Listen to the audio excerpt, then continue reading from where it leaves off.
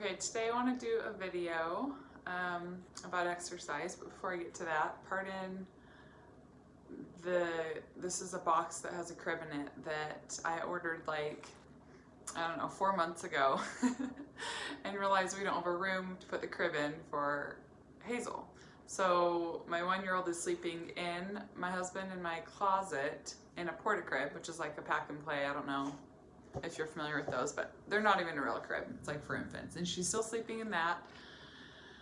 So we have this crib that I can't wait to put together while we are getting our basement finished. So we'll have some extra rooms down there to send the older kids, and then Hazel will finally have an actual room. I always laugh about like the Pinterest like cute little pins with the very like decorative, beautiful, aesthetically perfect nursery. And then if I showed you a picture, well, it's actually on my Instagram, a picture of what the closet looks like that she's sleeping in the crib that she's sleeping in still. So she's about to crawl out of it. So we're just timing this perfectly because our basement will be done this Wednesday. So excited. And I'm sitting on like a stool here in the study that I used to be in. And also we got like these built-in shelves, which is what you're seeing in the background now. So eventually I'll have my study back and Hazel will have a bedroom, and the basement will be filled with like games and older kids stuff. So can't wait for that. Anyways, on to the topic of today's video is exercise. So exercise, you would think that maybe this aspect of recovery would be easier because it's so cut and dry. It's like either you're exercising or you're not. Even like lower level movement is pretty obvious. Like you're either going for a walk or you're not. You're going up and down the stairs multiple times a day or you're not. You're standing more than you should be instead of sitting or you're not. Whereas food and unrestricted eating, it's messy, right? Like somebody could be eating 10,000 calories and could be like, holy cow, they're doing awesome, but really they're still maybe restricting. Maybe they want more than that. So that's a little more fuzzy or like kind of a gray area. So with exercise being so straightforward, like we know what exercise is, we know what level of lower level movement is now, why is it so hard to accept that it has to be completely eliminated during your recovery? I think part of the reason that it's so hard, well, there's a lot of reasons, I had to go through it myself, is this idea that exercise is healthy. That exercise is healthy, right? Like to not exercise, just how could you even justify that as being okay? I get that I shouldn't go to the gym multiple hours a day anymore, and I get that I shouldn't, do those crazy long runs or do races anymore, but like, how can you tell me that exercise isn't healthy? Even just walks. Like, how could a walk every day not be healthy? And I used to have these like obsessive looping thoughts like this all the time. Even after I committed to cold turkey, or I should say even more so after I committed to cold turkey, would I have these thoughts that would come up. I would wake up in the morning and be so committed, and I stayed committed, but I like would have like, when I woke up in the morning, I had like a really strong argument against it. Like, I'm not exercising because I never want to feel like I have to do it again a day in my life. I'm not exercising because I don't want to feel like it's a compulsion. I'm not exercising because I am tired and I know that my body needs a break. I'm not exercising because I committed, right? So like I had all these like strong arguments. And then like the middle of the day would come up, and for me, it was usually like around after lunchtime.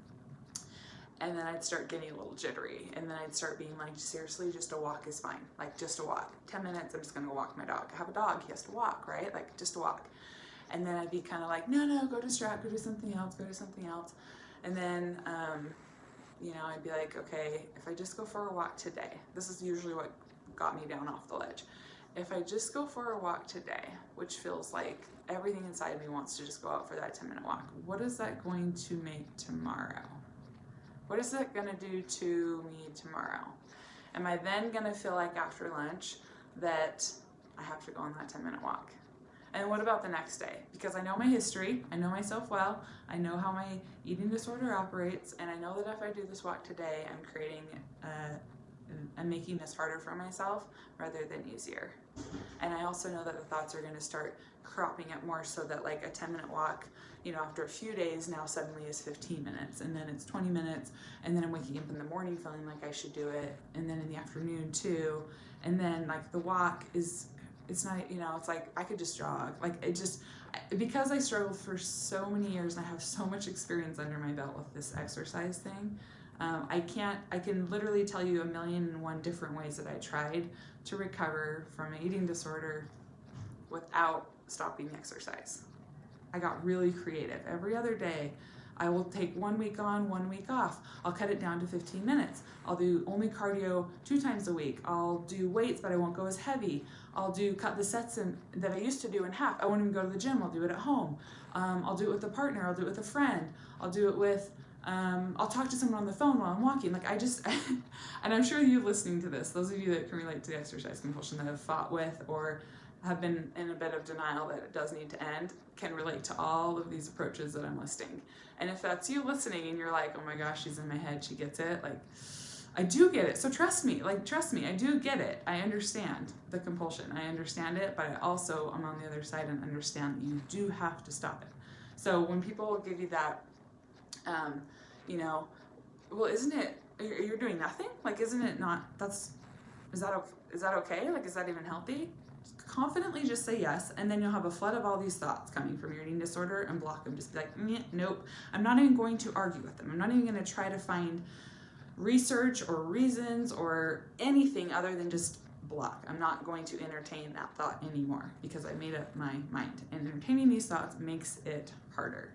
So I just feel like exercise is one that will trip people up time and time and time and time again because they could be doing really well with the food, right? And a lot of times what will happen is they'll be doing really well with the food for a little while, and they're cold turkey on the exercise, like they committed, they started unrestricted eating, I'm not exercising, and I'm like not doing any weird rituals. And they're doing awesome, and then a few weeks, months go by, and they feel like they're healed. They think they're great, like everything's good, you know? I've restored some weight, and I feel pretty normal around food, even though I have like 1,000,000 fear foods still, and you know, I feel like I can, you know, go a long period of time without exercise. I feel like I'm good. And then they start to bring it back. And like before they know it, so quickly, whether they recognize it immediately or not, especially I see it with my coaching clients, so quickly things get disordered really fast. It gets messy really fast. So do not think that you're going to be able to fix this or heal or kind of rewire such a deeply entrenched pathway in your brain in a matter of weeks or months. Like, be realistic about it. Sometimes it does help people. I have seen it help people to be like, I'm committing for a week and then we're going to talk. And then I'll recommit for the next week and then we'll talk and then we'll recommit. And what happens is when we talk after that week, they recognize and see all the things that felt different that last week from not exercising that they haven't been able to experience prior to committing to not. So they'll say like, you know, I do feel like it has switched up my routine a bit, or I do feel like that time that I was spending exercising, I'm realizing now how much I actually want to eat, and it scares them. Like, these realizations scare them, but that's where the work needs to be done. That's where it's like, exactly, you're really, really hungry. That's why you're wanting to exercise, because you don't want that time to open up to have like all that free space to then go eat. But isn't that exactly what we're trying to do here, right? Like, if you can't sit at home and not feel anxious because you have nothing to do, my guess, I feel very confident in saying this, my guess is that you're hungry. You're mentally or physically, or both, you're hungry and you should go eat. Because I remember further down the line in my recovery, actually in the comments, if you don't mind, in the comments, because sometimes I go back and forth with this, if you do like me talking more about my own personal recovery, maybe say that in the comments. And if you don't, and you prefer me to just be more general with my information, maybe mention that too. So either way, I'd love to hear, like, sometimes I hesitate to say too much about my recovery. I would never want it to be triggering for anyone. I'd never want anyone to compare, but I feel like a lot of my experience can help me then help others that are experiencing the same thing. So now I lost my train of thought. Oh yeah. I realized a few months down the line in my recovery that I could finally like be at home and like sit down on the couch in the middle of the day. For me, like 3 o'clock till dinner time was such a high anxiety time, because the reason was I wanted to eat, but in my mind I felt like that time, like after my afternoon snack and before dinner, I needed to like save up for this big meal. And so it was really hard for me just to sit and like that's when I wanted to go for that walk. That's when I felt like I should just go do something. Even just going to the store and walking around or going, you know, somewhere to run errands, to me is lower level movement. Like I turned that into something that I was trying to, and I had to catch that and be like, no, I can't do that. So further down in my recovery, what I'm trying to say is I could actually sit down on the couch at like 3 o'clock, 3:30 and just like read a book and not feel anxious and just be like, oh my gosh, like if I know that if I want to eat something, I'll get up and eat something. And if I don't have to. Like it just felt so calming. Whereas prior to that, it was like, I know if I'm just home for too long, this is gonna turn bad. I just know, I don't know, you know. And so I tried to start thinking of all these things, and I just felt my brain was gonna explode. I was hungry, and I had to let myself eat lots and lots of food between 3 and dinner time, because that was a really hard time for me. So if you find yourself having a hard time being at home without having anxiety, it's likely that you're hungry. It's also likely that that exercise that you were trying to use to pass the time instead of eating is a huge problem and needs to stop. So yes, that is my rant today, just about, I'm yet to see somebody successfully fully recover from an exercise compulsion without stopping exercise. I'd also be interested in the comments if you have, like truly, let us know. I'd be skeptical, to be honest. But if you have tried to recover from an eating disorder while still exercising and now you've realized it's not working, I'd also love to hear that, because maybe you can save some time for other people, because sometimes people don't trust me and they want to figure it out the hard way and they want to do it themselves. And then months and months down the line, finally they're like, all right, fine, this isn't working, you know, fine, I give up, fine, I'll do it. And it's terrifying, but once they do it, they realize like, oh, things are finally changing. Finally, my brain feels like it's actually rewiring in a good way. So I'd love to hear your feedback on that, just to help other people listening to this video as well. Okay, have a good day, bye.